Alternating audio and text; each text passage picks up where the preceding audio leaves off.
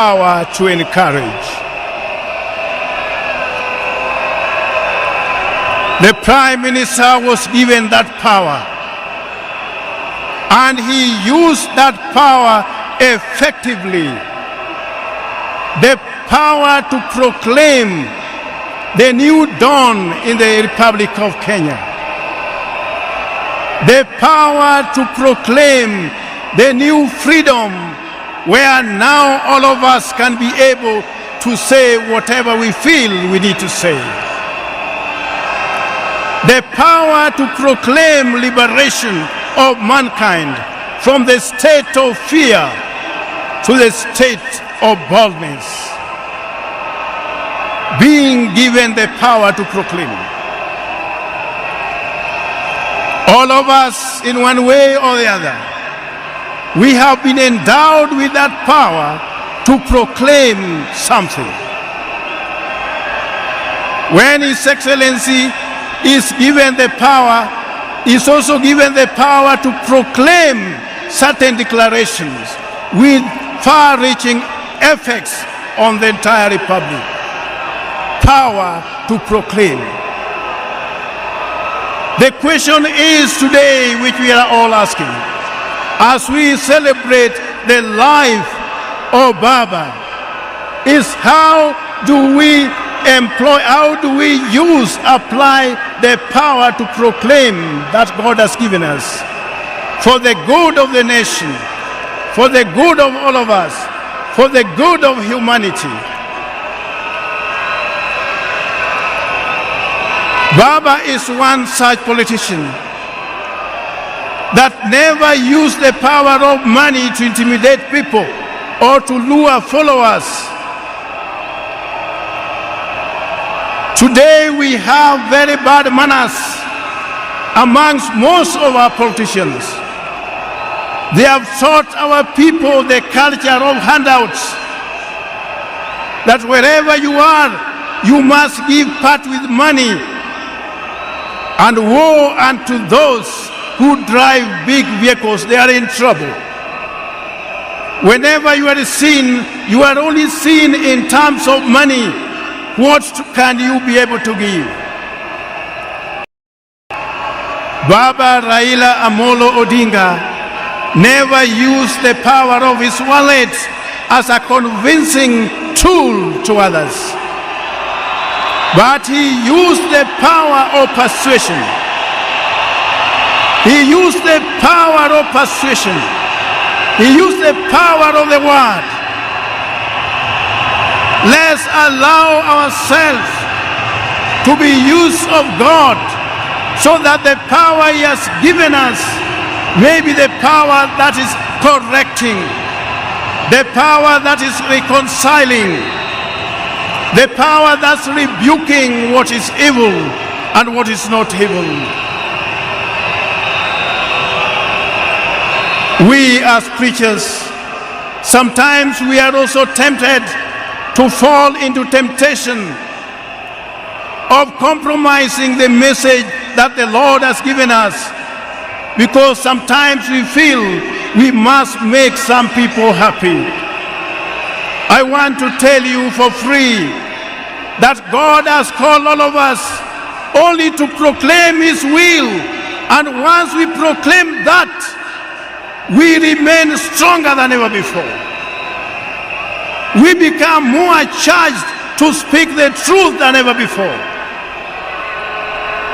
How many can fit in the shoes of Raila Amolo Odinga today?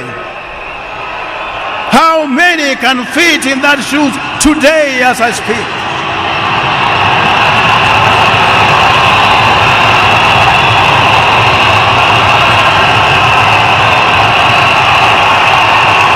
I am addressing you when I'm in the Spirit of God to proclaim that God wants us to do things right all the time, everywhere, so that Kenya could be free and all of us could be free to live in a united nation of our republic. That was the wisdom that God had given him.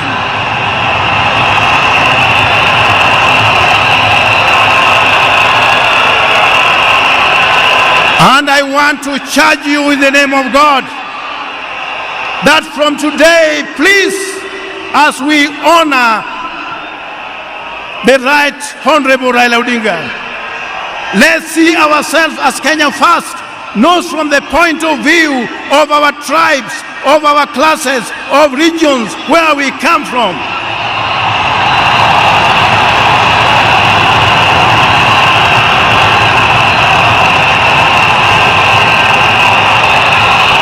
Kenya is too small to be subdivided into regions. As I conclude, because I was given only 2 hours to preach, now as I conclude, it is hardly a month ago when I had breakfast with Baba. We were with Mama Ida, and we talked about things touching on the church. And one thing I say, I saw a man who was ready to meet God anytime. I saw in him a man who had made peace with God in everything that he said and everything that he did. I saw in him a man who was ready to walk the journey with the Lord at whatever level. A humble servant that many people never listened to. A man who believed in God that many people did not know. I tell you, as his bishop, he is a person that we have lost. He is a person who was at the heart of our diocese. Some people think that for you to be a good churchman, people must see how you give. Sometimes you give by the right hand, the left hand may not have to know what you have given. A person who knew how to work for his Lord. That is the person whose life we are celebrating today.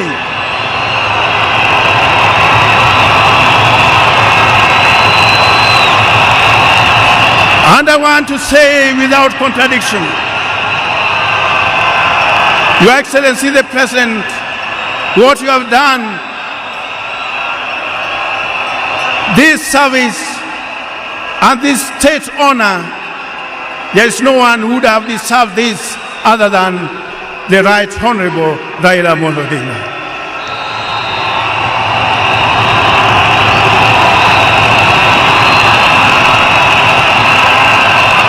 And when we are proclaiming the word, we should not be fearful. Word proclaimed must have the power to transform, must have the power to make us renewed in our strength for the liberation of our country from those who are looting everything from us, from country level to everywhere.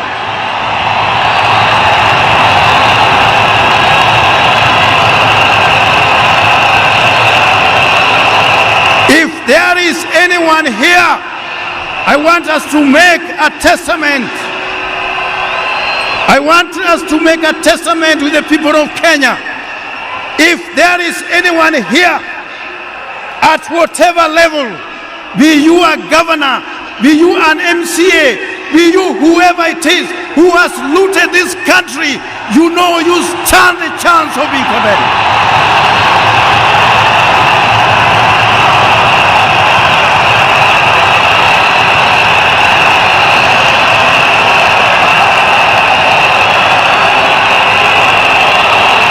So when we are talking about a person of the stature of Raila Odinga, we are seeing in him those strands of justice which are yet to be worn.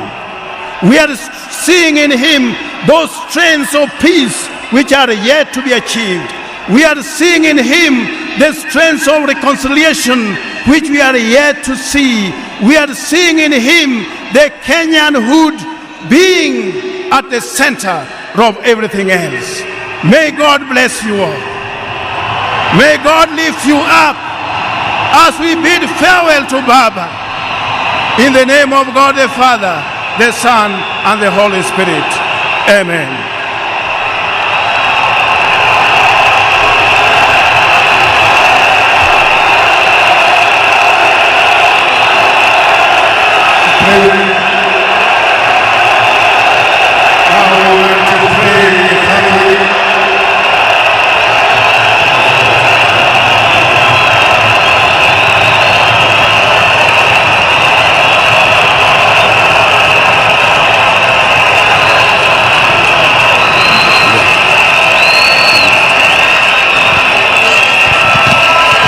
Yes, I want us now to pray for the family. Let us all be silent a bit as we commit this family before God. God, you are always graceful. You are always merciful. You are always loving. And you are always caring. This is the family that you had made for us in this Republic of Kenya, to be the champion of democracy, of freedom, of love, of the unity of our nation. You have left Mama Ida remaining to be the mother of all of us. You have left Baba Dr. Buru also to be the father of all of us. You have left this family. They will never lack when we are still there to be with them. We want to commit them all unto you, O Lord, for your special favor, that you touch each and every one of them. You grant them the favor to remain strong even at this time of mourning. Let their celebration be our celebration. Let their grief be our grief. Let their joy be our joy. And let their strength be our strength. May you comfort them all, and may you heal their wounded hearts, O Lord. For all this we ask in the name of God the Father, the Son, and the Holy Spirit. Amen.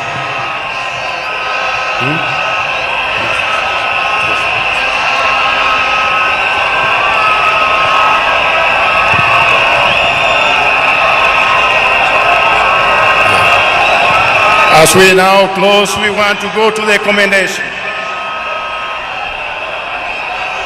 Our brother Raila Odinga,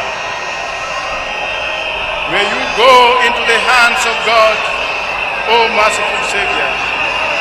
We commend your servant Raila Odinga unto you, O Lord.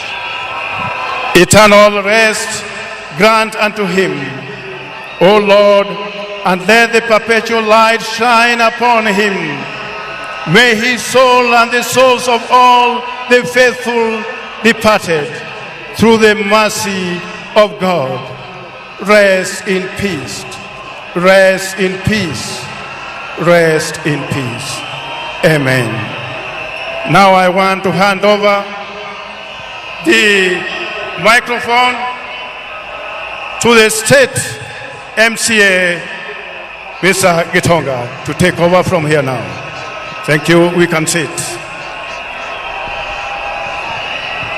Your Excellencies, this morning, the Deputy President, Professor Kithure Kindiki, who will now run the program as from here.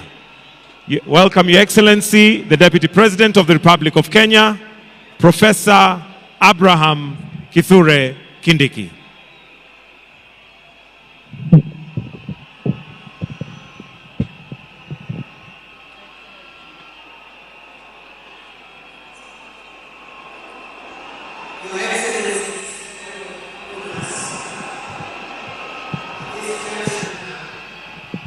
We would like to hear the tribute of our departed leader, the Honorable Raila Odinga.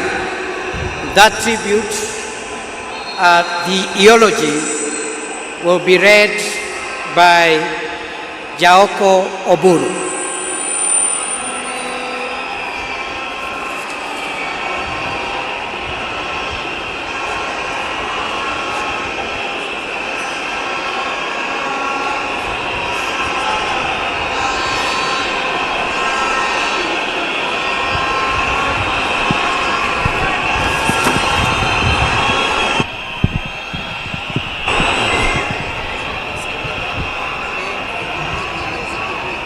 I am honored, Baba, to read your eulogy. May the Lord give me peace and give peace that transcends all understanding to us, your orphans. Raila Molo Odinga is truly a once-in-a-generation leader, a man whose ideals transcended politics and whose legacy will shape Kenya's destiny for generations to come. President William Ruto announced the demise of former Premier on 15th October 2025. On the 15th October 2025, the mortal journey of the Right Honorable Raila Amolo Odinga came to an end. But his spirit is immortalized in the story of a life that began on the 7th of January 1945. For 80 years, he embodied resilience, boundless optimism, a will to test limits, ventured into new frontiers and imagined new horizons, all in a steadfast love for country. He was a leader who never wavered in his belief in the good of his people. Raila Odinga lived a life of purpose. He chose to fly high, urged the nation to dare, and challenged Africa to fight for its place in the world and retrace the dreams of the continent's founders. Over the past 3 years, we have witnessed an outpouring of emotions of a nation gripped in grief. Africa has grieved for him. Indeed, the world has grieved for him. Our nation and our world struggling with the question, did we really know him in his fighting to find hope in his enduring legacy? Raila Odinga may not have been there to fight the country's war for independence, but he bows out as an undisputed leader of the national rebirth of the Kenyan nation. He easily became the bridge between our generation and that of our grandfather, the late Jaramogi Oginga Odinga, who fought for our country's independence from colonialism. He learned at the feet of Kenyans and Africa's most revered leaders. He witnessed the liberation ideals and struggles of Pan-African heroes, including our grandfather Jaramogi, Jomo Kenyatta, Julius Nyerere, Kwame Nkrumah, Gamal Abdel Nasser, and Kenneth Kaunda, among others. He followed and internalized Nelson Mandela's struggles and agreed with his philosophy that courage was not the absence of fear, but the triumph over it. That the brave man is not he who does not feel afraid, but he who conquers that fear. Raila conquered fear and mastered courage. Possibility of death in pursuit of an ideal was not a reason for Raila to retreat, for he also internalized William Shakespeare's words that cowards may die many times before their deaths. The valiant never taste of death but once. It is from that perch that Raila began his own long walk for freedom and liberation, applying himself to the cause as a debt owed to past and due to the present generations. Many times he appeared to be on a cause much larger than himself, a mission almost impossible, but he seemed to be the way he loved it. He gave his life for it. In emulating the giant steps of Jaramogi Oginga Odinga, our grandfather, and the spirit of selflessness that ran deep in his heritage, Raila Odinga, just as his father once declared that he could be no freedom for the without the release of their leader Jomo Kenyatta, proclaimed Kibaki Tosha, a declaration that propelled NARC to bring an end to KANU's 40-year rule. This defining act was emblematic of the man himself. Raila Odinga was Raila Odinga. He never cared what others thought about him or his actions.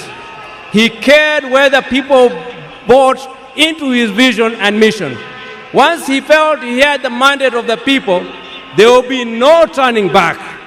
In the process, he became Kenya's ultimate political prisoner and one of Africa's best-known freedom fighters, a dedicated and down-to-earth servant of the people of Kenya.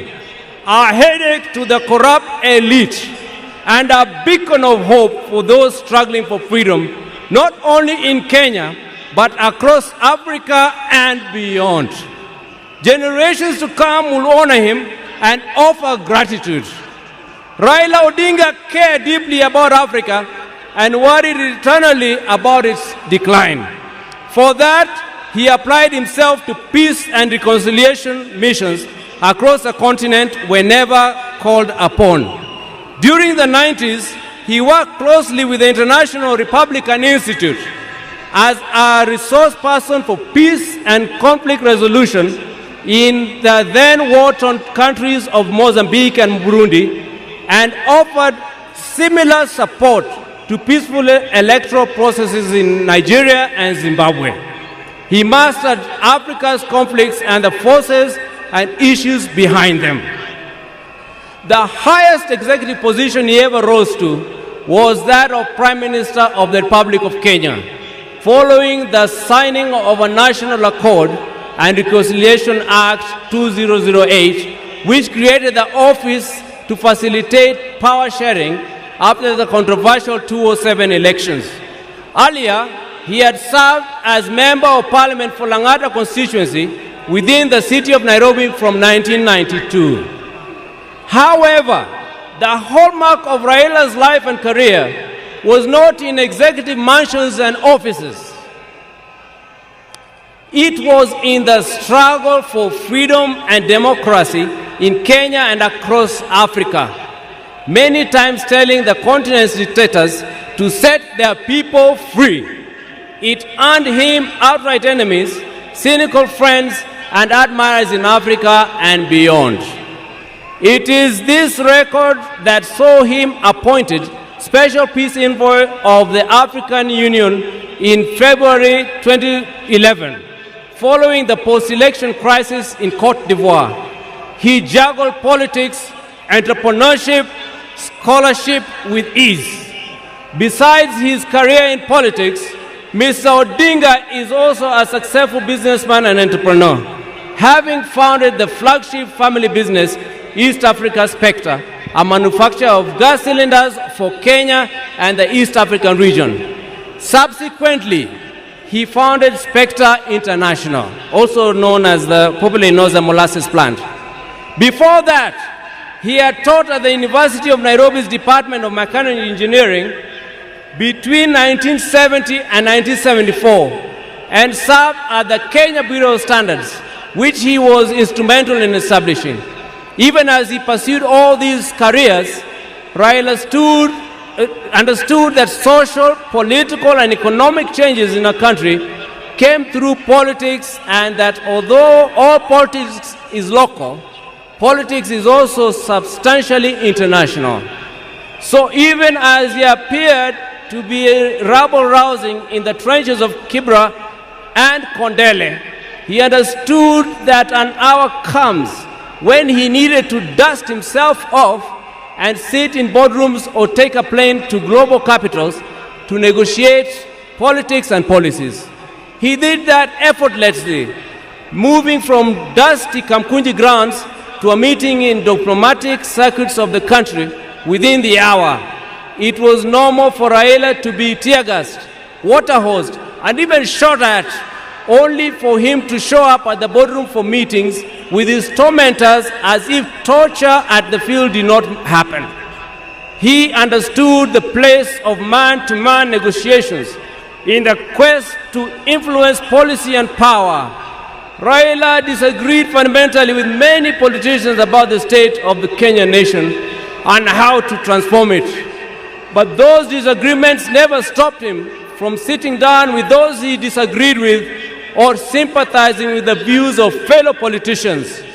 Raila believed in political parties as vehicles for advancing democracy and good governance. It is upon this belief that he was founder member of the Forum for Restoration of Democracy, FORD, later FORD Kenya in 1991, the National Democratic Party, NDP, in 1996, and the Liberal Democratic Party, LDP, in 1997. And in 2005, his present political vehicle, the Orange Democratic Party of Kenya, ODM.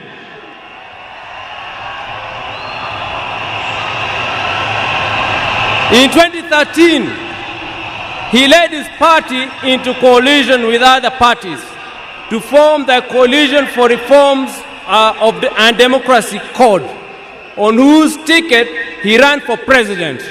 He challenged the election results at the Supreme Court, which ruled in favor of his opponent.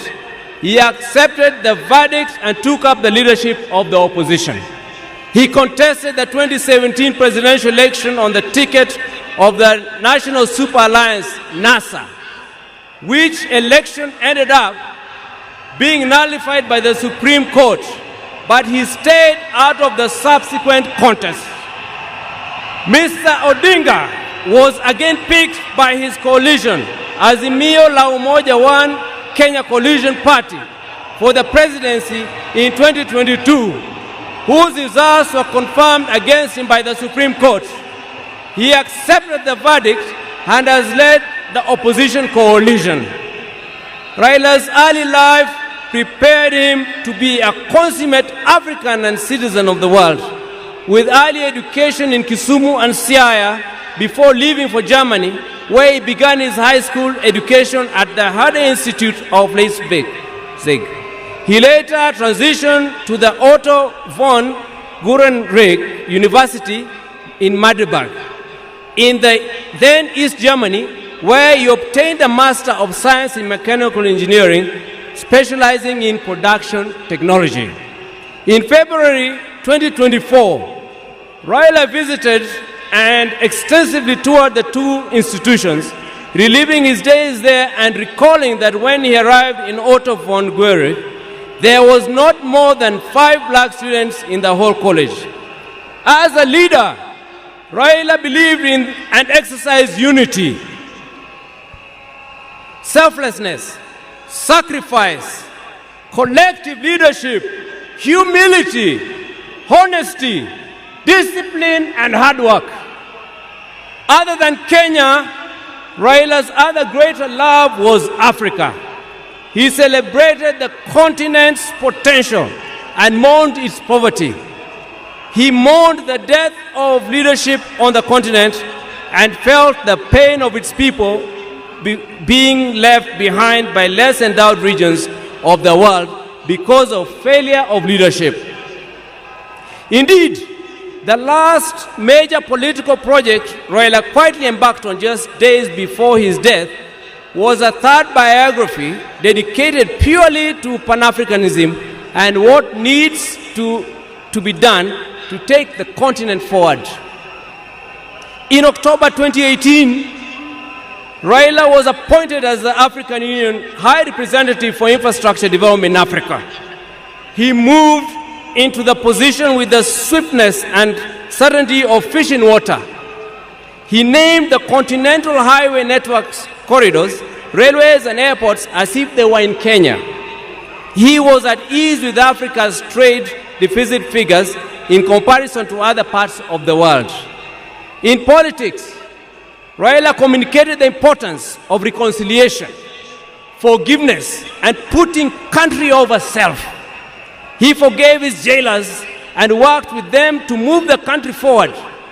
He emphasized that building a progressive country demanded leaders rise above anger and desire for revenge. He also believed strongly that preservation of a nation requires the triumph of pragmatism over ideology. That when the nation is under extreme threat, leaders must embrace extreme compromise. He believed power was not an end, but a means to an end. It should be used towards the desired end. He believed that power should be used to ensure the existence of the nation, not the demise of the nation. He wanted power to be used to ensure progress, prosperity, and peace of and among nations, and not for any causes that would yield contrary outcomes. We will cherish Raila's memory in the hearts of our nation. And I believe in the hearts of many African nations. Fare thee well, our champion, our freedom fighter, our Baba. You have fought the long fight. You have finished the arduous race. You have kept the unshakable faith. Your work here is done. The struggle continues. Rest in peace and eternal, rest in perfect and eternal peace. Thank you, Baba. Long live the King!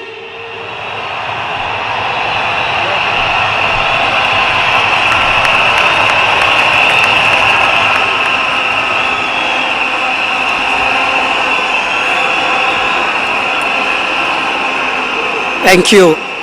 Thank you very much. We are going now to receive the following family members to eulogize their father, Winnie Odinga, Raila Odinga Jr., Rosemary Odinga, and later on, Mama Ida, and Mzee Senator Dr. Oburu Oginga will close that chapter on the family tributes. Karibuni.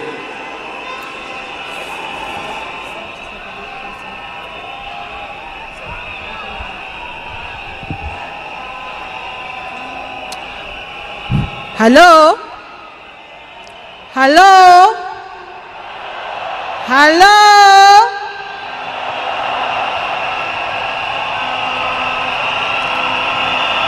Mimi leo sina mengi ya kusema. Niko hapa na watoto wangu. Huyu ni mtoto wangu wa kwanza, anaitwa Safi. Na huyu ni wangu wa pili, anaitwa Senai. Niko na mandugu zangu huko nyuma, Junior na Winnie, na my cousins pia wako hapa. Leo ni siku wa uchungu mwingi sana kwangu mimi. Najua nyinyi pia mnasikia uchungu mwingi sana.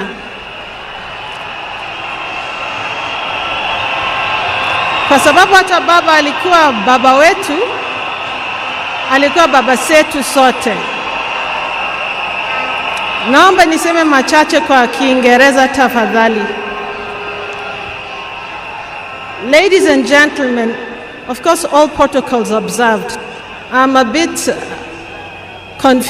today I'm feeling very, very sad. I did not anticipate to speak today, and there's so much I can say about Baba, but at the same time,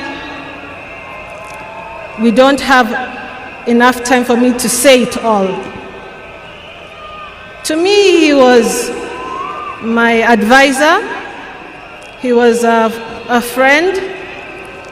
He was also someone who understood me very well, and my children and my siblings. I remember the day I received the message. I was seated on the table, just finished my breakfast, and then my brother Junior called me, and he asked me where I was, and I told him, nimekaa kwa meza, I'm seated at the table. And then he asked me to sit down.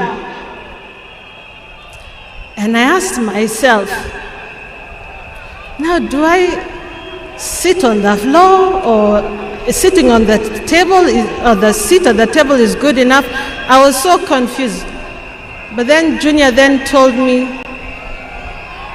that our father was no longer with us. Until today, it is still very difficult. Ni uchungu mwingi sana ambao tunahisi kama familia. Na leo hii tunakuja na nyinyi pia ndio tuombeleze na nyinyi pia, Kenya mzima na dunia nzima. Nataka tu kusema asanteni sana kwa kusimama na sisi, na tutaendelea kusimama pamoja, na Mungu abariki Kenya mzima na bariki dunia mzima. And thank you all. Asanteni sana. Mungu atupe nguvu. Mama, Mungu akupe nguvu. Thank you so much. Sina mengi ya kusema.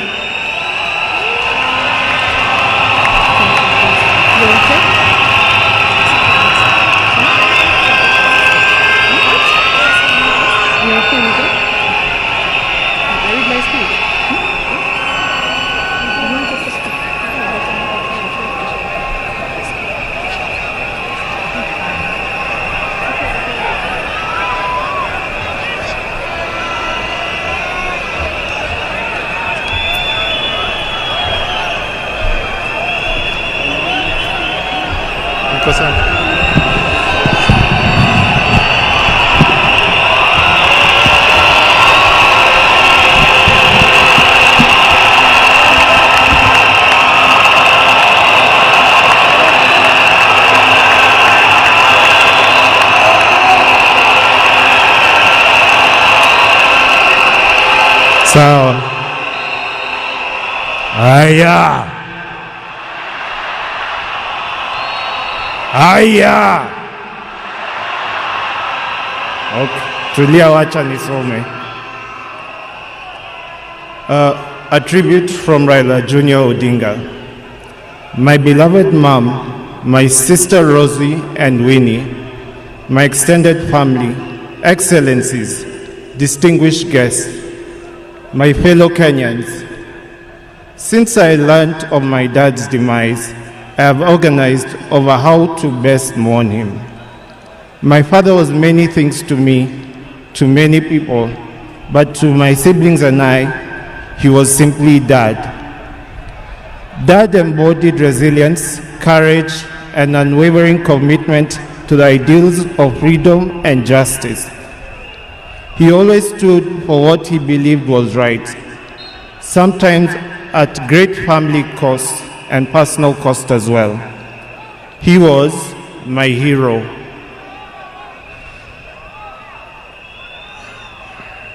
And his legacy lives in me, in my siblings, and in all those whose lives he touched.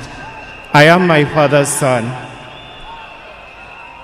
And that is why I will continue to fight for values he believed in: justice, fairness, and service to others.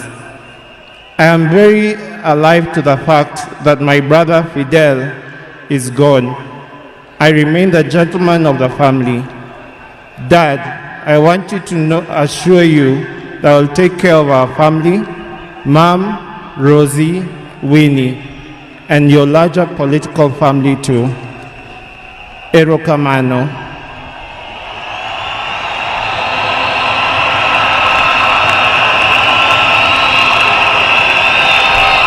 Aya, hii sehemu, the refrain is Asante Baba. Nikinua fly risk, mnasema Asante Baba. Tujaribu mara ya kwanza. Asante Baba. Thank you for the gift of life. Thank you for giving me your name and for never heaping the weight of it on me. Asante Baba. Thank you for the beautiful childhood that through the challenging times. Asante Baba. Thank you for believing in me, encouraging me to speak up and to try new things, for always hearing me out. Thank you for standing by me even when I fell short or outright failed, and for always showing me grace. Thank you for your wisdom, your guidance, and your unwavering love, not just for me, but our entire family. Mama, Fidel, Rosie, Winnie, Yvonne, Lion Amolo Odinga, Jaramogi Oginga Odinga. Thank you for grounding me in ways more of our people and encouraging me to be a man. I will deeply miss our family moments, our laughter, our conversation. I will miss watching Arsenali with you. I miss make Arsenali.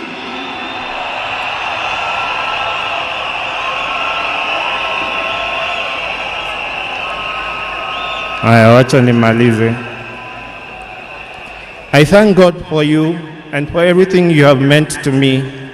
You have run your race with honor, and may grace now lead you home. May the ancestors receive you and rest well. Nindikwe, Baba, Aheri, Asante Baba, Asante Baba, Asante Baba, Joey, Joey, Joey.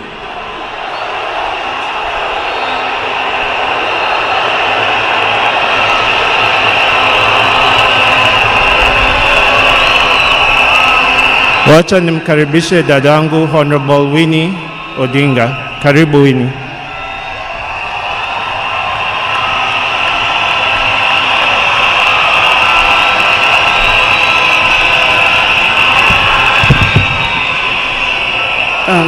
Just bring it.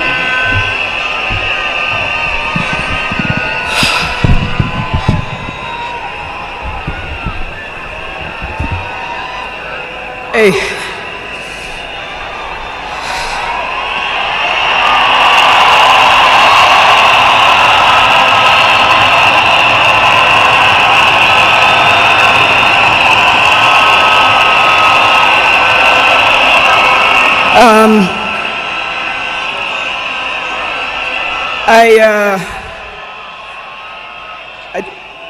To fellow mourners and all protocols observed, I don't know who I'll miss more, my dad or my superhero.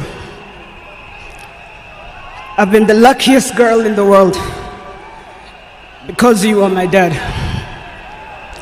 Only 3 other human beings were as lucky as me: Fidel, Rosie, and Junior. Dad, you are light, steady, unyielding, and deeply human. To the world, you are known by many names. When you were growing up, they used to call you Aluo. And then when you started work, they started calling you Jaramogi's son. And at some point, they started to call you Tinga.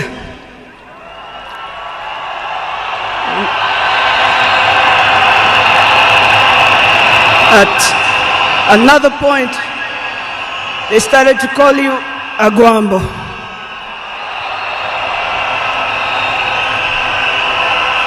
Briefly there, they called you Nyundo. They called you Jacom. They called you Baba Fidel. But in the end, they called you Baba.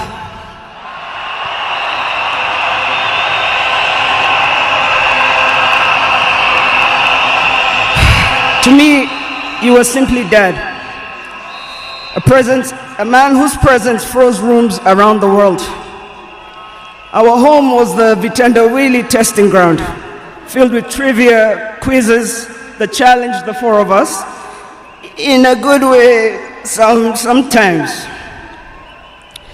When I learned that you willed to be buried in 72 hours, I laughed. Good old Dad. Testing and planning for all of us, even beyond the grave. I can see you now laughing in your heaving manner. I can see you laughing at all of us, knowing that your wish will be done.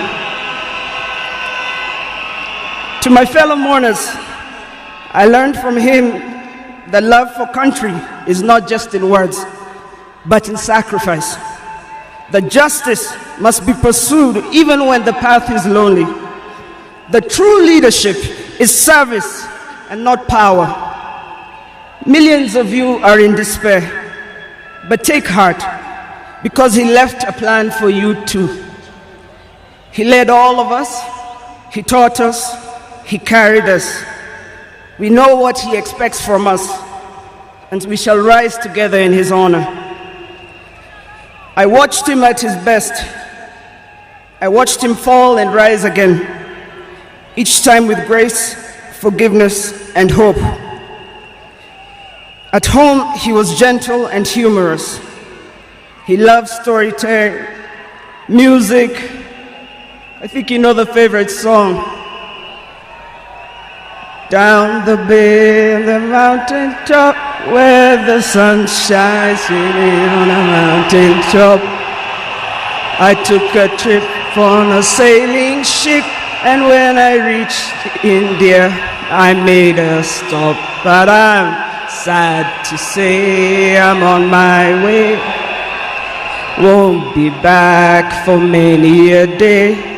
My heart is down, my world is turning around. I had to leave a little girl in Bondo town.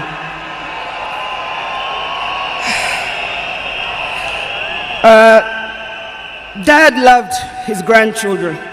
Safi, Fidel's son Alai, Junior's son Lion, Sanai, and Jaramogi. He loved you with all his heart. Even in the busiest moments of national duty, he would send me to check on all of you. I now know it was to remind us to stay grounded, for me to teach you how to dream boldly, and to always stand firm for what is right.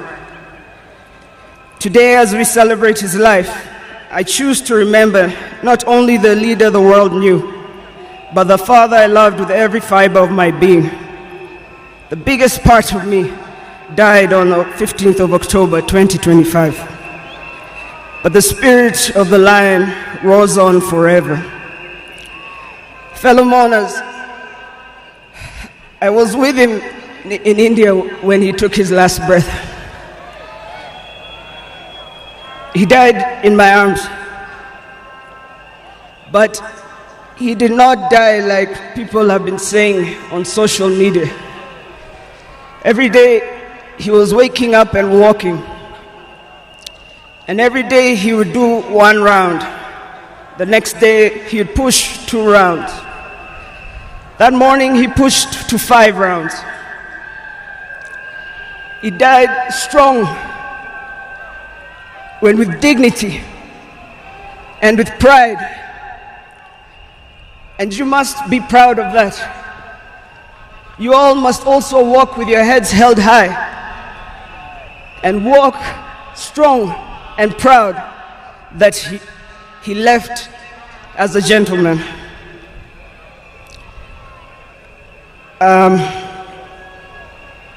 As a family, we want to thank all of you, from Turkana to Lamu, from Isiolo, Mandera, to the shores of Lake Victoria. Asanteni sana. The king is dead, but long live the crown. Joey! Joey! Joey! Joey! Rest in peace, Dad. Asante.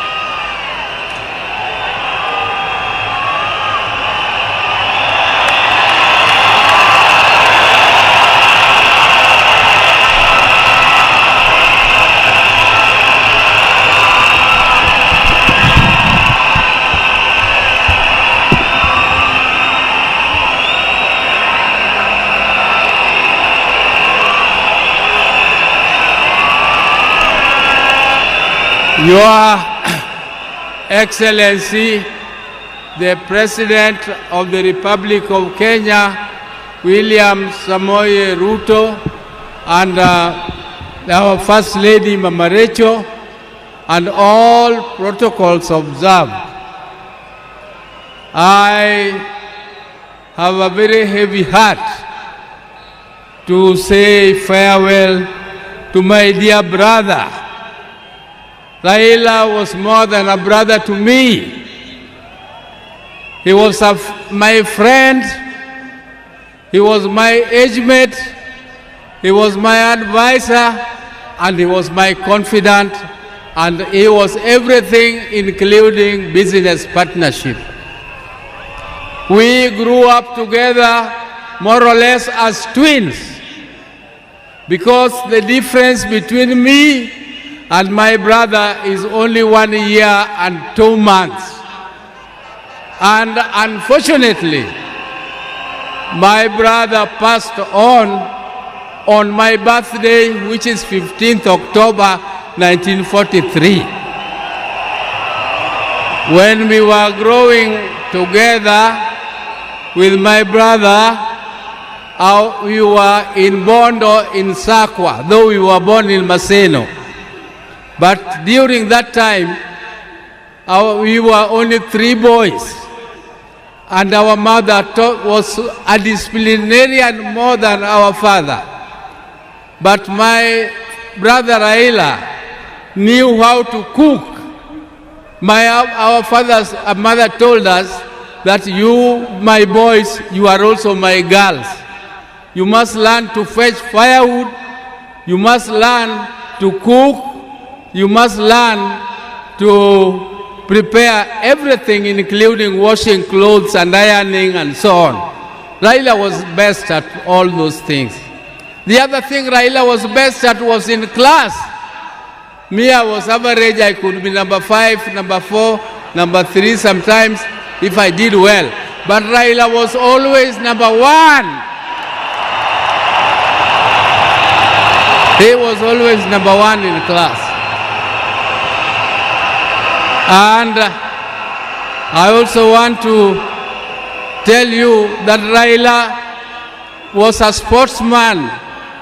He was a sportsman. He used to do what we were calling triple jump. He used to play football, and he used to do pole vault. But I was better than him in jumping and in pole vault. I want to tell you that my brother loved justice from the beginning. He loved to hear news. And one day he was late in school, and when the teacher asked him what he was doing, he said he was still listening to the radio. He wanted to hear news. And he was only at standard 3, standard 4. So Raila was a no-nonsense man. He entertained no mediocrity. Raila did not want mediocrity. If you came across him with lies or something mediocre, his left hand was very fast. He could give you something to teach you a lesson that you must always be truthful. He protected me and my brother, the later Gola, because he was more brave in confronting anybody who attacked us. Ladies and gentlemen, I can tell you the story of Raila the whole day, but that is not my intention today. My intention is to tell you that even though my brother was almost the same age as me, but younger than me, I can tell you that I respected him as my leader in the political arena.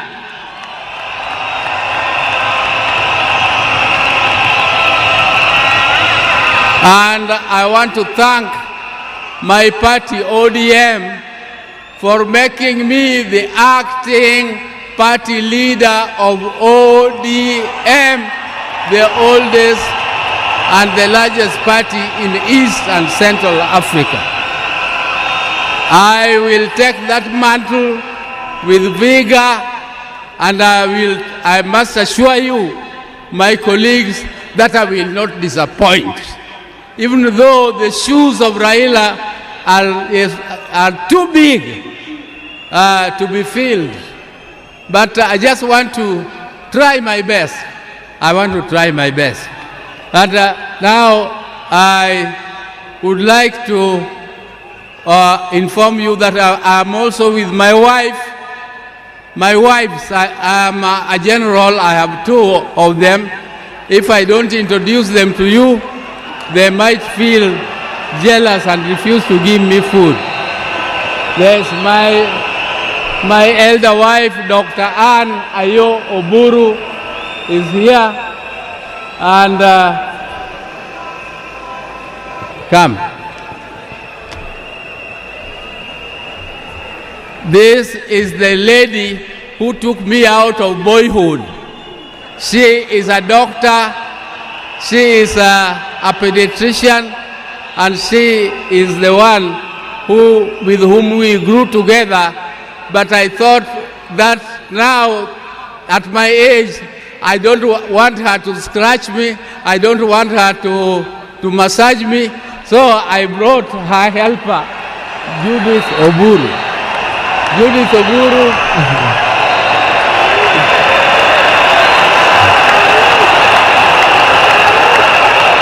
Judith Oburu here works with NSSF, and she is also an accountant by profession. So thank you very much, Your Excellencies. We have come here tomorrow.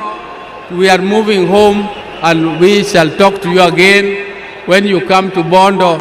And I thank you all for listening to me and giving me this opportunity to listen to you. But please, keep the spirit of Raila burning. We are going to keep the spirit of Raila burning.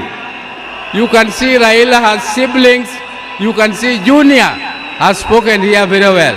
You can see Winnie is there burning. You can see Rosemary is there burning. And you can see their mother, Ida, is here. Ida, please keep the family together and make sure that the fire of Raila keeps burning forever and forever more. Thank you for listening to me. Oh, let me leave on.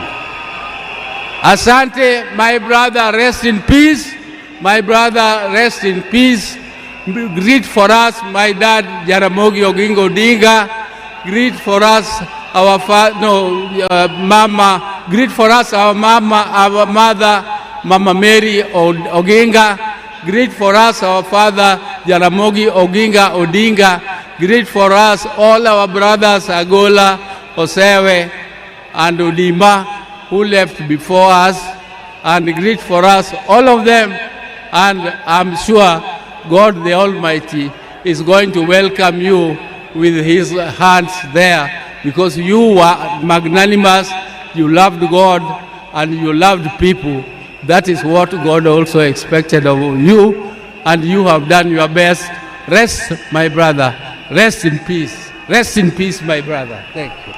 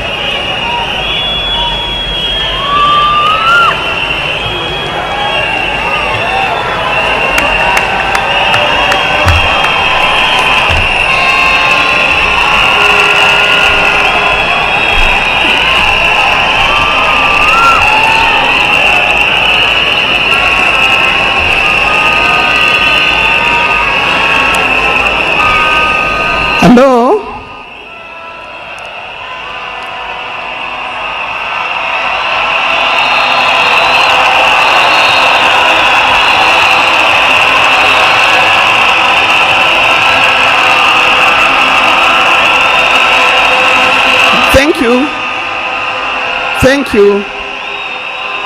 Thank you. To His Excellency, the President of the Republic of Kenya,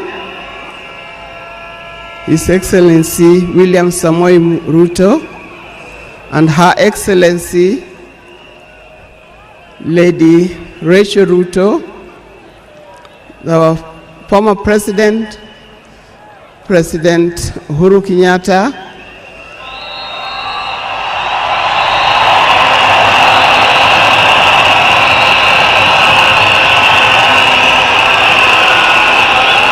the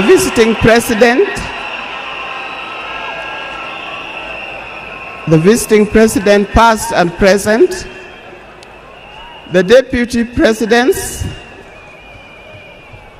all distinguished guests, ladies and gentlemen, and watu wetu wa Kenya kwa jumla, hamjambo. Today is a very unique day. It is not every day that I would be standing here to say something to the nation and to the world about my dear husband, Raila Amolo Odinga.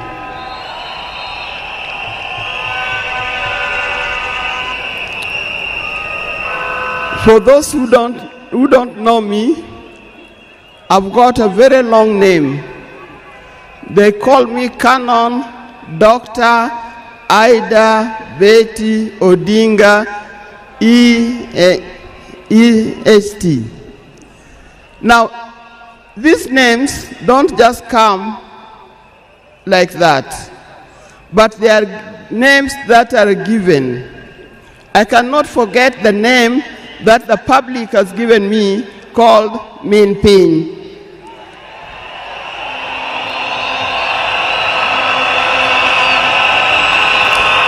That name is a very heavy name because it is a name that puts a lot of responsibility to the owner of that name. I'm also gotten the name of Peace Ambassador. And for that reason, even before I say something else, I'd like to say something about peace. One thing that I know that Raila stood for, and he keep on repeating, is that we need peace in our nation, we need peace in our homes. And peace will not survive in a situation, in a chaotic situation.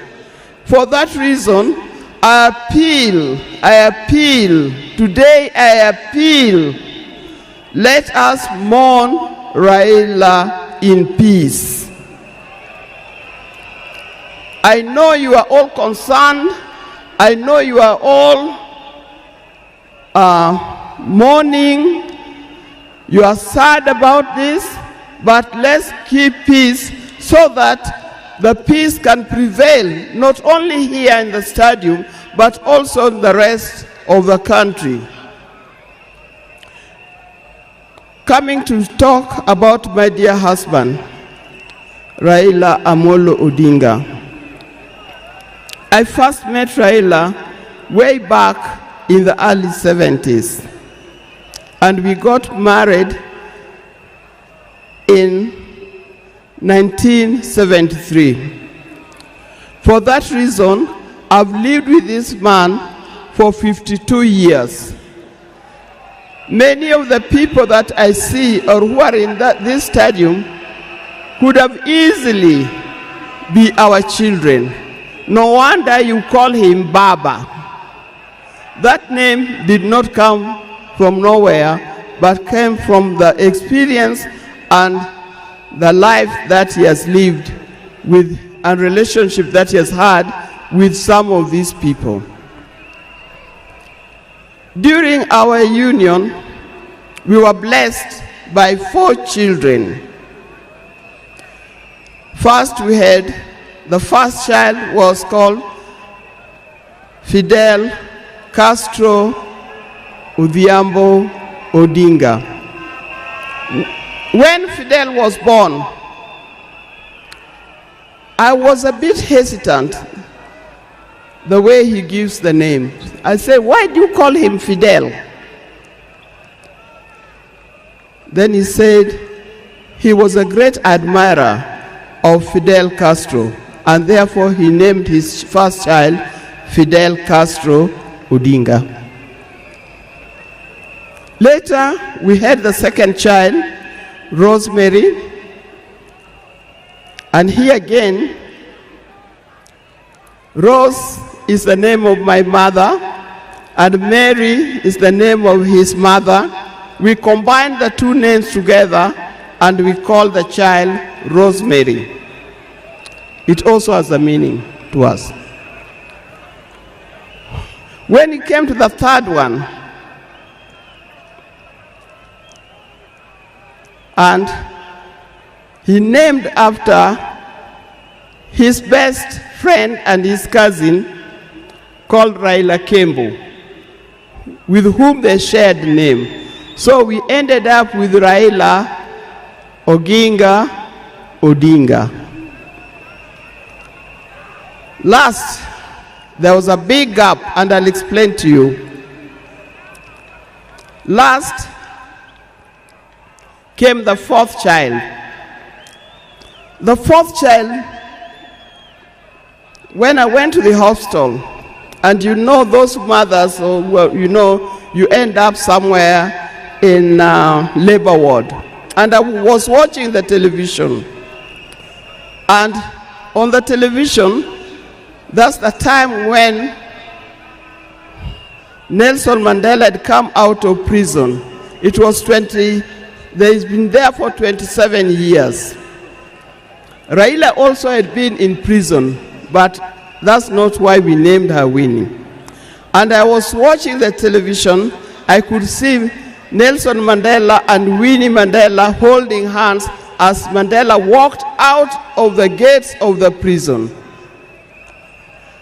By then, I didn't know what kind of child I was going to get. But then I said, if it's a boy, we'll name him Wilson Mandela. But if it's a girl, will be Winnie Mandela. And therefore, Winnie Mandela arrived. And that's the fourth child. I see when you look at this naming of the children,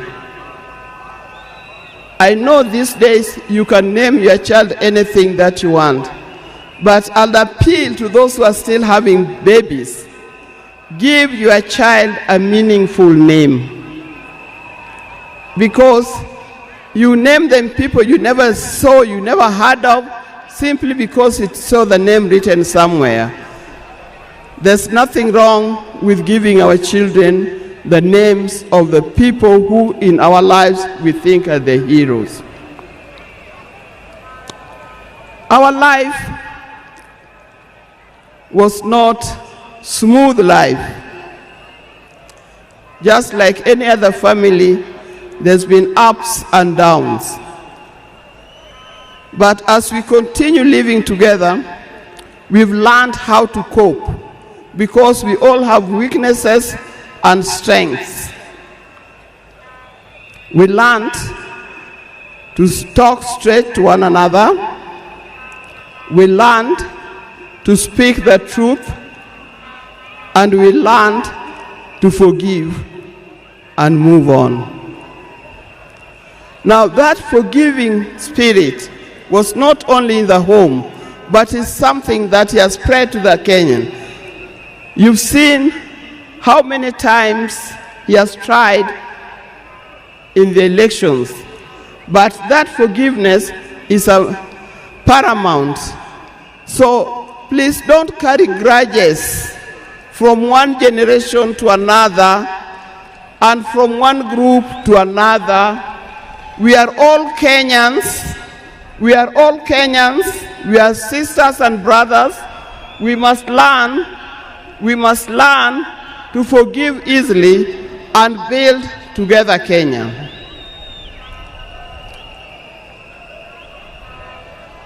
Towards the end, I'll not say everything. I would like to say everything, but time would not allow.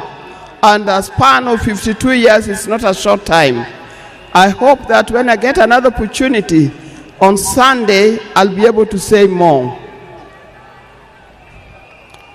But one thing that he kept on repeating to me is that we must urge Kenyans, we must urge Kenyans to live in peace. He kept on repeating that. We must repeat it to our Kenyans, we live in peace. Raila hated dishonesty. He hated dishonesty. He hated greed.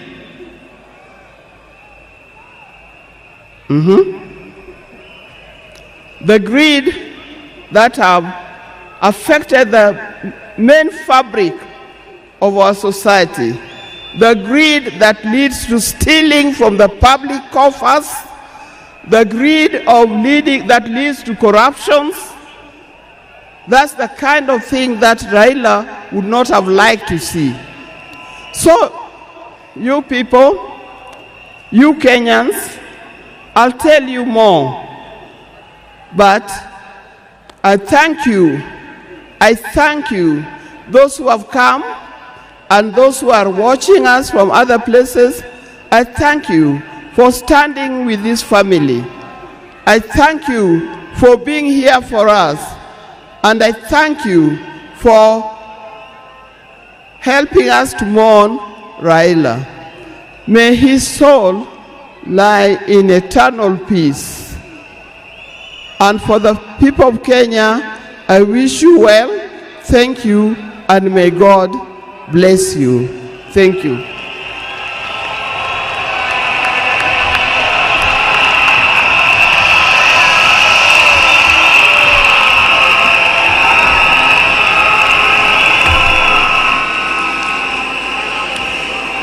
Fellow mourners, we are moving towards the end of this occasion, the first part, so that we can allow a second part that is going to take place in the afternoon.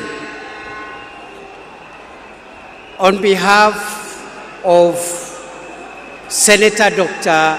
Oburu Oginga, who has been the co-chair of the National State Funeral Committee for the late Prime Minister Raila Odinga, I want to thank the people of Kenya and the people of the world for mourning our departed leader with dignity. I would like to just clarify that Senator Oginga has spoken in two capacities. First, as a member of the family, and secondly, as the interim acting party leader of ODM. Your Excellency, fellow mourners, we recognize there's so many mourners who have come to mourn today, and we respect all of them and thank them for making time. Allow me, Your Excellency, to do two things and then we will conclude. The first is to acknowledge that the leader that we have lost in our country was not just a leader in Kenya. He was a regional leader, he was a continental leader, and he was a global leader. And that is why you see the kind of dignitaries that are present here, whom we recognize for their presence. But we have also received formal condolences from global leaders from around the world Allow me, mourners, to acknowledge those condolences from heads of state and government of foreign nations. We have the condolences of the President of Tanzania, Samia Suluhu Hassan, who has sent formal condolences and has sent her Vice President, who is present, the Foreign Minister of Tanzania, who is present, but we acknowledge the formal condolences from President Samia Suluhu Hassan from Tanzania. The Tanzanian delegation is also joined by the 4th President of Tanzania, the Honorable Jakaya Kikwete. We also have condolences from President Yoweri Kaguta Museveni, the President of Uganda. We have the condolences of President Paul Kagame of Rwanda, and President Kagame, in addition to the condolences, has sent the Interior Minister of Rwanda, who is present here to represent President Kagame.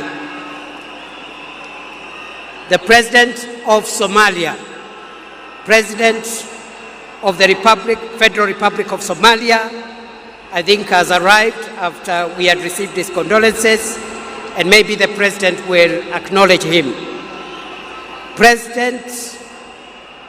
The Prime Minister of Ethiopia also sent his condolences. The President of Djibouti, Ismail Omar Gele, has also sent his condolences. The President of the Republic of Zambia, His Excellency Hakainde Hichilema, has also sent his condolences. The President of the Federal Republic of Nigeria, His Excellency Bola Ahmed Tinubu. The President of the Republic of Ghana, His Excellency John Mahama. The President of the Republic of Burundi, His Excellency Evariste Ndayishimiye. The President of the Republic of Sierra Leone, His Excellency Julius Maada Bio. The President of the Republic of Zimbabwe, His Excellency Emerson Mnangagwa. The President of the Republic of the Gambia, President Adama Barrow. The President of the Republic of South Africa, His Excellency Matamela Cyril Ramaphosa. The Prime Minister of India, His Excellency Narendra Modi. The President of the Democratic Republic of Congo, His Excellency Felix Tshisekedi. We also are in receipt of the formal condolences of the following global leaders whom I want to mention and acknowledge. The Secretary General of the United Nations, His Excellency Antonio Guterres. The Chairperson of the African Union Commission, His Excellency Mahmoud Ali Yusuf. The Head of the European Union Delegation to Kenya. We also have the condolences of the Under-Secretary General and the Executive Secretary of the United Nations Economic Commission for Africa, the Director General of the World Health Organization, Tedros Ghebreyesus, the Assistant Secretary General of the Commonwealth of Nations, the Executive Secretary of the Intergovernmental Authority on Development, Dr. Wokne Nyayo, the Secretary General of the East African Community, Veronica Nduva. And finally, I want to acknowledge also the condolences that we have received from Jane Chapman. Condolences from Italy through the head of mission, through the deputy head of mission of the Italian embassy, the High Commissioner of Australia, the High Commissioner of Canada, the Ambassador of the Russian Federation, the Ambassador of the People's Republic of China, the Ambassador of the Czech Republic, the Ambassador of Switzerland, and the Ambassador of the Federal Republic of Germany. Ladies and gentlemen, we now would like to hear the condolences and the remarks from two other speakers as we close this session. Let me acknowledge all the people, fellow Kenyans who have come to join us and join together in mourning our departed leader. Let me recognize our delegation here from the state side, the arms of government, all the arms of government, and the two levels of government are represented here. We are led by His Excellency the President, William Ruto, and the First Lady. We also have our retired President.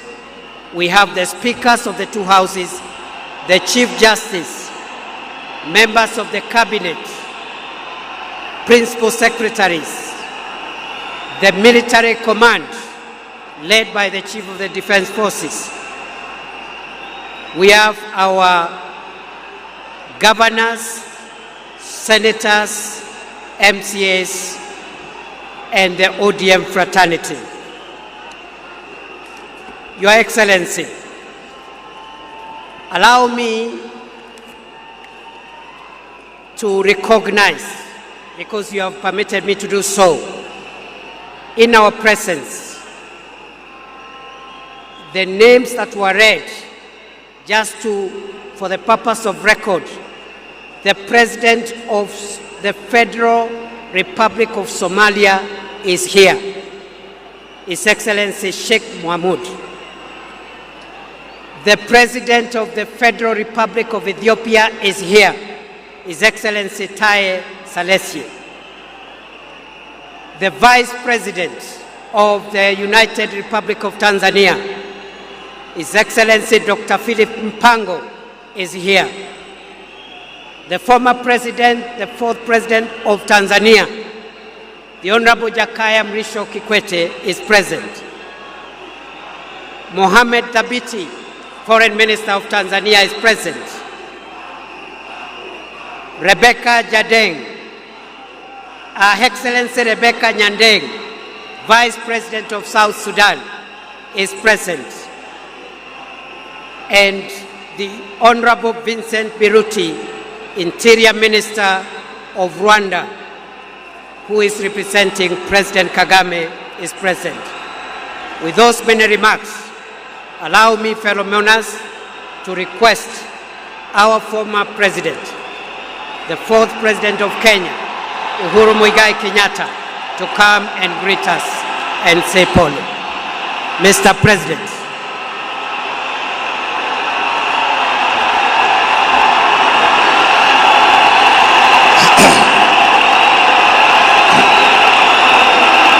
Asanteni sana.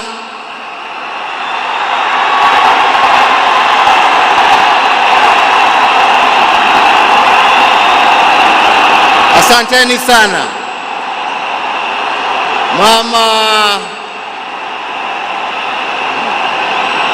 Mama Aida Odinga,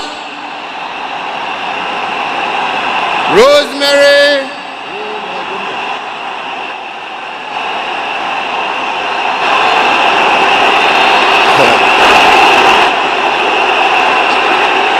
Asante sana, nimeshukuru. Thank you. Asanteni sana.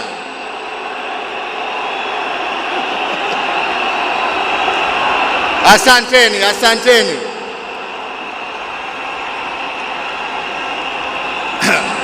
Nianze tena niseme Mama Aida Odinga, Rosemary,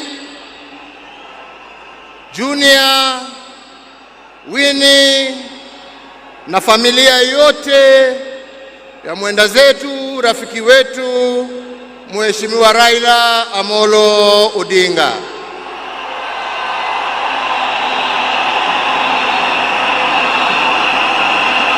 Mheshimiwa Rais wa Jamhuri ya Kenya, Mheshimiwa William Samoei Ruto na First Lady Mama Rachel Ruto, viongozi wa nchi za kigeni na majirani ambao wametutembelea kuja kuomboleza na sisi, waombolezaji wenzangu, hamjambo? Hamjambo tena. Asanteni sana. Tuko hapa pamoja kama Wakenya kusherehekea maisha ya Mkenya mwenzetu, kiongozi, rafiki yangu, lakini mimi nilimpenda kama ndugu yangu.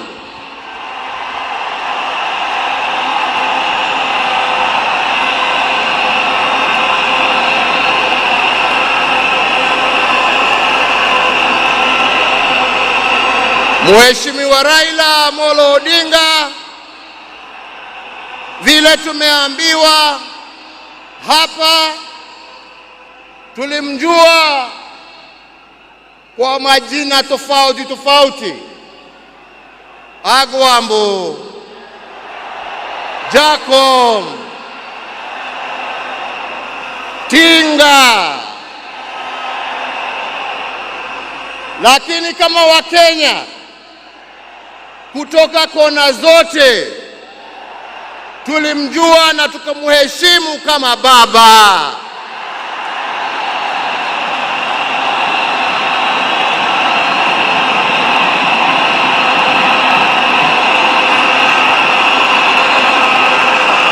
Na tulimuita baba kwa sababu Mheshimiwa Raila Amolo Odinga alipenda nchi yake Kenya kuliko kitu kingine chochote.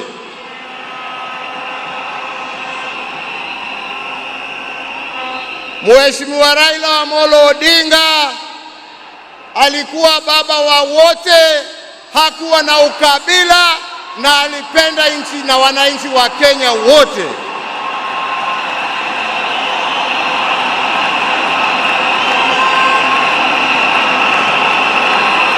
Na testimony hiyo yaoneshwa na marafiki tofauti ambao ukienda kumtembelea kwake nyumbani ulikuwa unawakuta huko. Marafiki kutoka kila kona ya taifa letu la Kenya. Raila alikupenda kwa sababu ya maono yako, alikupenda kwa sababu ya fikira zako, alikupenda kwa sababu ya vitendo yako, lakini sio kwa sababu ya rangi yako ama kabila lako.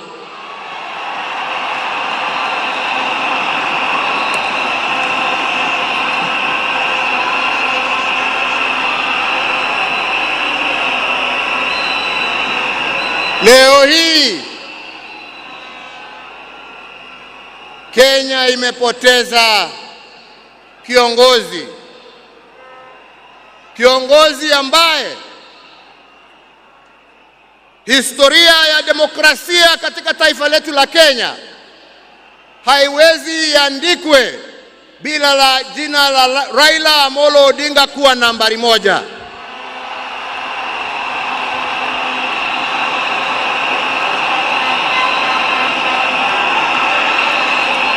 Historia ya Kenya ya kutetea haki za kibinadamu na haki za wananchi wote haiwezi iandikwe bila ya jina ya Raila Amolo Odinga kuwa nambari moja.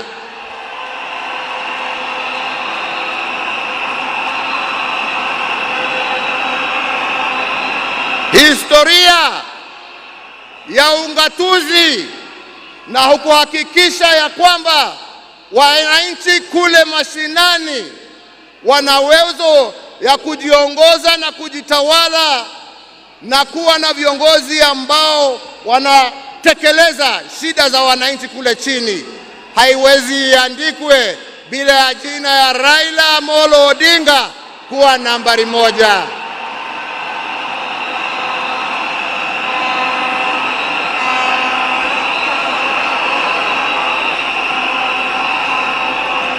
In short, nasema vipi? Nasema hivi, Raila ametuacha kimwili, lakini ndani za roho yetu, ndani ya spirit ya Kenya, ataendelea kuishi miaka na miaka tukisonga mbele.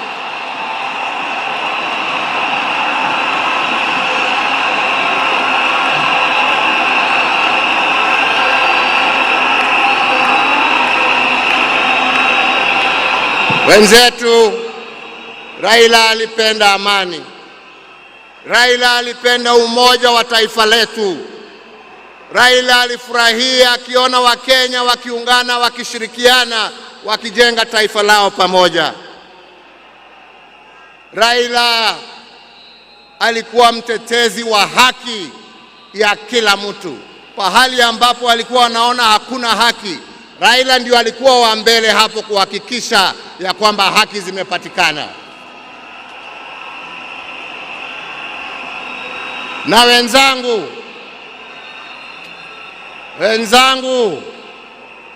nawaambia hivi,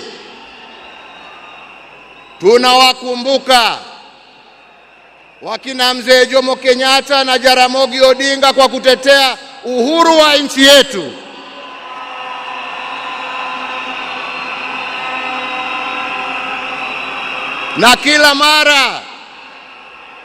Na kila mara tukiimba wimbo wa taifa tunasema tunatalinda uhuru wetu na damu yetu na jasho yetu. Leo hii tukiwa tunaaga baba yetu Raila Amolo Odinga, nataka pia tujiape ya kwamba hatutakubali kama Wakenya haki za kibinadamu, demokrasia na mambo yale yote ambayo Raila alitetea, hatutakubali yarudi nyuma.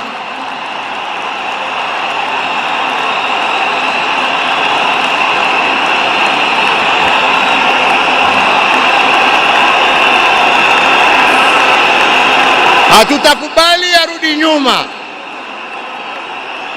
Tutasonga mbele tukizingatia hizo haki kwa sisi ambao tumebaki na wale ambao hawajazaliwa. Hivyo ndivyo ndugu yetu angependa kuona, na hiyo ndio njia ya kuona legacy yake kama kiongozi wa taifa letu. Wenzetu, sio siku ya mambo mingi. Nimekuja kuomboleza rafiki na ndugu, lakini siwezi nimalizie nisiposema ya kwamba hata kama leo tuna huzuni na tunaomboleza,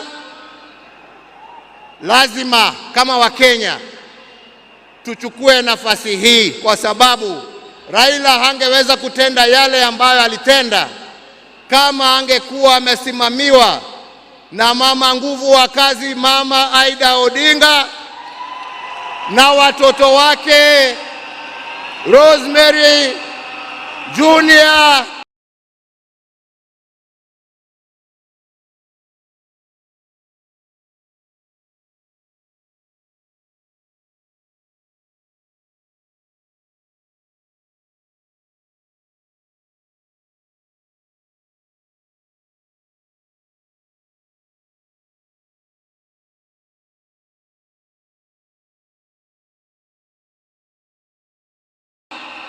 Winnie. Baada ya kazi tukiwa tulia kidogo hapo nini, tunapewa kakitu kidogo hapo. Kwani munacheka? Mimi kakitu kidogo nasema uji na chai.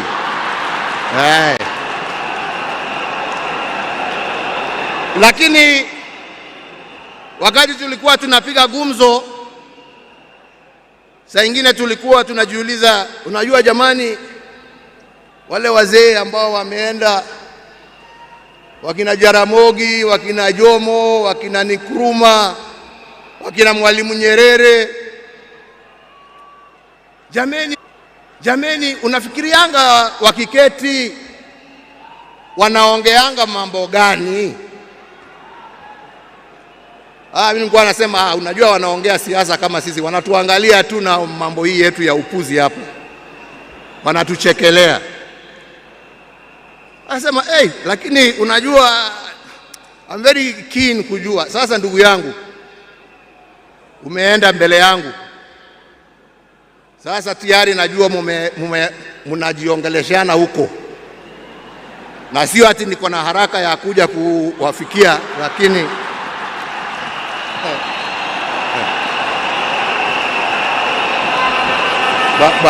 bado tunataka tutulie kidogo. Mwenyezi Mungu atusaidie, lakini najua wakati wetu tukifika utakuwa hapo kutuambia njia ya kutembea hizo mabarabara za huko.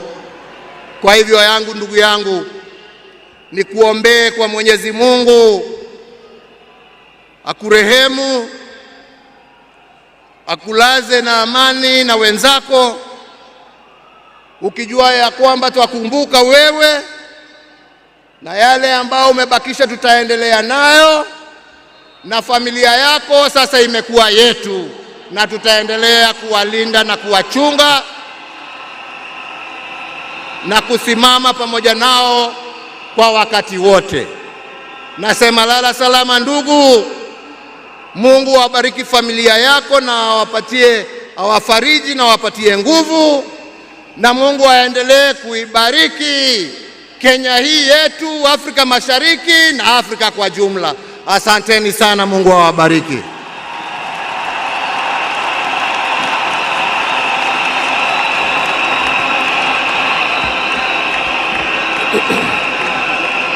Thank you very much, Mr. President. Kwa sasa nilisahau kidogo kutambua uwepo wa mkuu wa mawaziri Musalia Mudavadi, jaji mkuu Martha Koome, na aliyekuwa makamu wa rais wa zamani Stephen Kalonzo Musyoka, hata yeye yako area. After the end of this ceremony, the security agencies led by the Kenya Defence Forces will make announcements through the military MC on the procedure that is going to be followed, because immediately after this, we want mourners who have come to pay their final respect to the departed leader to have as much time as possible in an orderly manner, in a dignified manner, to view the body of our leader. And we want that exercise to begin as soon as possible, but we want to appeal for order, for calm. We have enough time. We are not in a hurry. Everybody who has come here today for that reason will get a chance.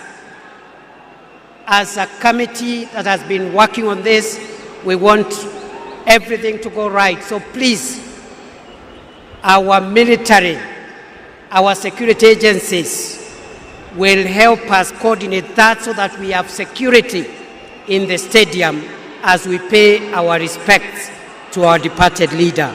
Before we do that, allow me, ladies and gentlemen, now to invite the President of Kenya, His Excellency William Samoei Ruto, to come and address us.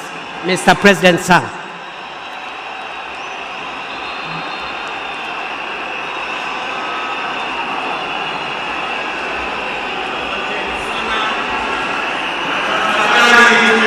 Keti chini. Fellow citizens, friends of Kenya from across the world, distinguished guests, ladies and gentlemen, every once in a generation, there comes a leader whose impact transcends their moment, whose courage inspires change, and whose vision shapes destinies. My brother, Raila Amolo Odinga, was one such leader. Across space and time, there are few exceptional persons who, when summoned by the call of history, rise to meet the challenges and opportunities of their time with indomitable vigor, with absolute conviction, and with unwavering valor.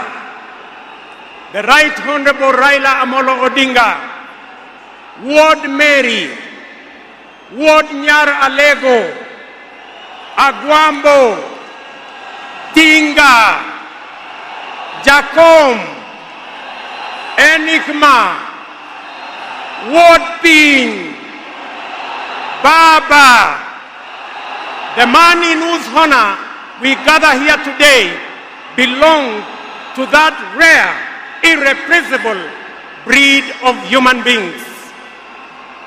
My dear brother Raila Amolo Odinga, as we bid you farewell, we do so with the deepest gratitude as a nation and as a people. We grieve your loss. We celebrate your 80 years of presence and also salute you for the great statesman and patriot that you were. To Mama Ida and your children, Rosemary, Raila Jr., and Winnie, as well as the larger Odinga family, led by our elder brother, Senator Dr. Oburu Odinga, please accept the nation's most heartfelt condolences on this immense loss.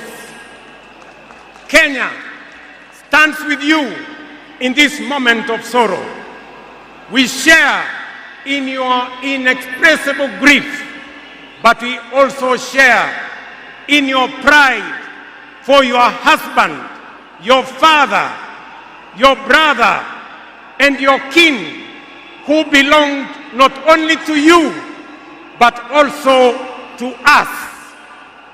Thank you for sharing him so generously with us as families and as a nation. Amolo may no longer walk with us, but his spirit lives within every Kenyan and every African. Such was the depth of his influence and impact that even in his absence, his presence endures. Fellow citizens, we gather here today not just to mourn the passing on of Baba, but celebrate his purpose, his vision, and his ideals. He walked among us as a man, but he also charged among us as a movement for change, a movement for justice, and a movement for inclusivity, and a movement for a greater and better Kenya. Allow me, fellow citizens, at this solemn moment to also speak as an ordinary Kenyan, a father, a brother, and a fellow traveler in the journey of our nation's history. I have come a very long way with Baba. When I stood by him with the other Pentagon members at a defining moment in his and our nation's history, I neither knew that one day we would find ourselves on opposite sides, nor could I have imagined that years later he would stand by me, this time to steady the nation and to help anchor my leadership, culminating in the birth of the broad-based government. To you, Baba, I owe you, and I am truly and eternally grateful that our paths crossed and that we shared this journey together. We have been both collaborators and competitors, friends and rivals, but always patriotic Kenyans, united by a dream greater than ourselves, a dream bigger than any partisan divide, a dream of a united motherland called Kenya. As I have reflected on Raila's legacy following his passing, I have entertained no doubt in my mind that history will judge him fairly and kindly, because whenever the nation needed him to rise above self, he always did unreservedly. Whenever Kenya needed reason, he became the voice of reason courageously. And whenever the country needed a hand of reconciliation, he offered it without hesitation. Perhaps one of the greatest lessons he taught us was this: in the noble task of statecraft and nation building, there is room for all of us, competitors and collaborators, rivals and allies, bound together by one higher purpose, the greater good of our republic. Fellow citizens, those who worked closely with the Honorable Raila Amolo Odinga know that he was irrevocably stubborn in his vision for a just, prosperous, and united Kenya, a nation where opportunity belonged to all and justice favors none. In Tinga, Kenya found a reformer, a moral compass, a reconciler. He proved that progress demands both courage and patience, that we must be stubborn on the vision, but agile on the details, adjusting our means, our plans, and our strategies, but never compromising our mission. The gentleman we are bidding farewell today gave more to this country than most will ever. He endured years of imprisonment, exile, and political struggle for not the privilege of power, but for the principle of service. He bore the scars of his struggles with dignity and calm poise, and turned pain and suffering into purpose. Jacom was also at home in the humblest of homes and at ease on the grandest of global stages. His heart belonged to the people. He shared in their pain, rejoiced in their victories, and never lost faith in the people's goodness.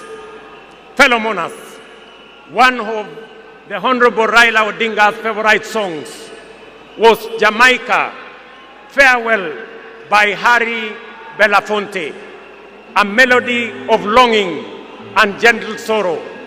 He often broke into a dance and with a big smile sang, "Round the Bay of Mexico, where the sun shines daily on." Thank you very much.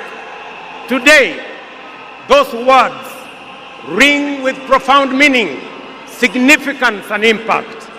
Our elder statesman, the Honorable Raila, is sailing on a ship, not to Jamaica, but to home beyond. He will not be back with us for many a day. He leaves behind many little girls and boys, not in Kingstown, but here in Nairobi, in Kisumu, in Mandera, in Vihiga, in Mombasa, in Kakamega, in Wajir, and in every village and valley across our land. Baba has finished his race. He has kept the faith. He has served his people and humanity. It is our solemn prayer to the Almighty God that the soil of the land which Honorable Raila so tirelessly served shall embrace him with grace, that the nation he sacrificed for shall eternally cherish his memory, and that the people for whom he fought for shall carry his dream forward. Ladies and gentlemen, fellow citizens, when a man of the stature of Baba, a towering patriot, a relentless reformer, a visionary statesman, and a selfless servant of the people departs from among us, when a mighty bongo tree falls among us, we are left in awe of a life so immense in purpose and impact. And in that quiet moment of both boundless gratitude and unfathomable grief, we are rightly bound to ask, from where shall another like him rise? Ladies and gentlemen, there was and there can only be one Raila Amolo Odinga, a man of great courage, a man that made sacrifices, and a man who had a big heart to forgive even when he was wrong. May the Almighty God comfort his family, and may the soul of the Right Honorable Raila Amolo Odinga rest in eternal peace. Asanteni sana, na Mungu atubariki sisi zote, and God bless our great nation. Thank you very much, and I want to thank all the dignitaries who have come to condole with us. Asanteni sana, tutawaona mbele katika safari ya kumpumzisha huyu shujaa kiongozi wetu Raila Amolo Odinga. Asanteni.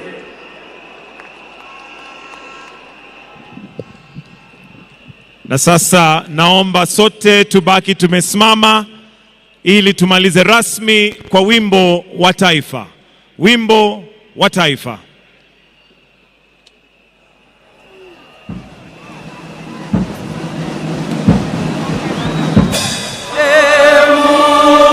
Nguvu yetu ilete baraka kwetu, na kutulia ili tuelekezwe vile tutakavyoona mwili. Lakini kwa sasa, for the exit protocol, we'll have His Excellency the President Dr. William Samoei Ruto together with Her Excellency the First Lady to progress and leave, followed by His Excellency Hassan Sheikh Mohamud,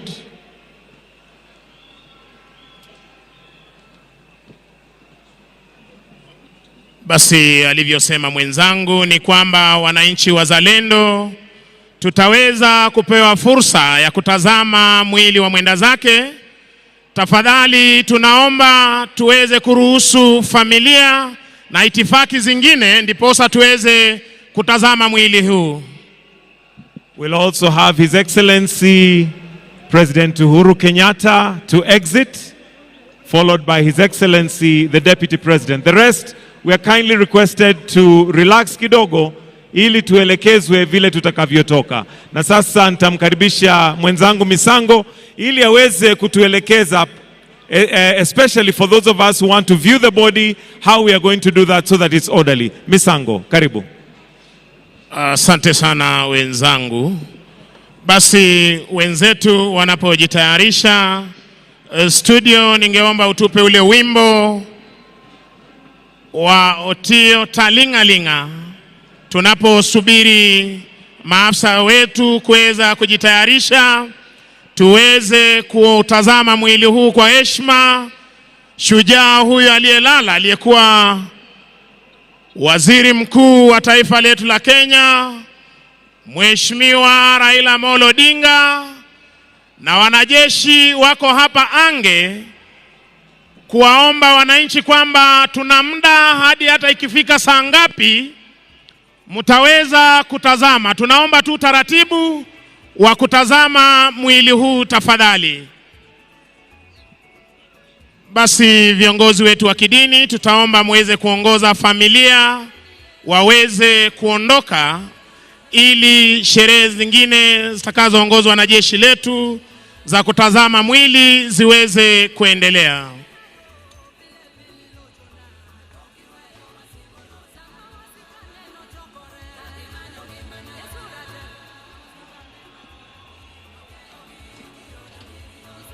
Tuweze kutulia ili mwili utayarishwe kwa kwetu kuweza kuona. Kwa hivyo tafadhali tutulie, ili wale ambao wanaotayarisha mwili wa mwenda zake waweze kutayarisha, ili tuweze kuwaelekeza vile tutakavyoendelea na hiyo hafla. So kindly let us be patient as we also allow those who will be preparing for us to view an opportunity to prepare, then we can do that properly. So kindly tuendelee kungoja tu na tuwe na subra. Shukran.